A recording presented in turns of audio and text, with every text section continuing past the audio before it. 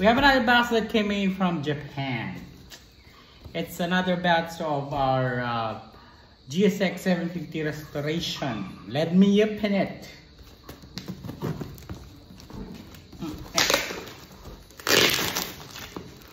This won't take too long. No, you know, we get bored of slow video.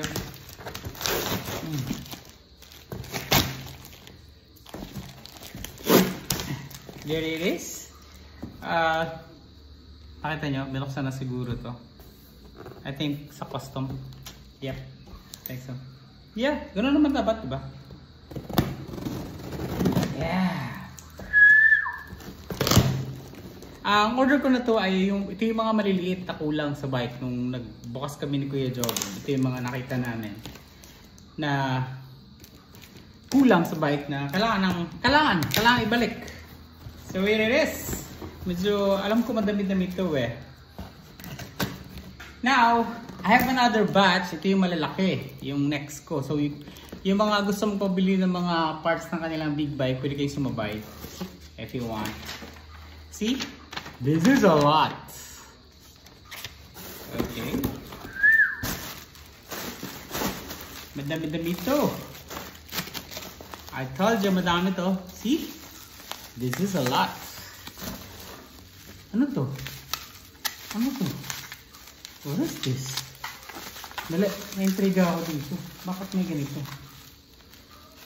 Ah! Shikes. Shikes. Tinawa. Ay, ano ba to? This is only sticker. So I ordered sticker. Para lang may balik. So, yun. So here it is. Install na natin to. Again, I have another batch.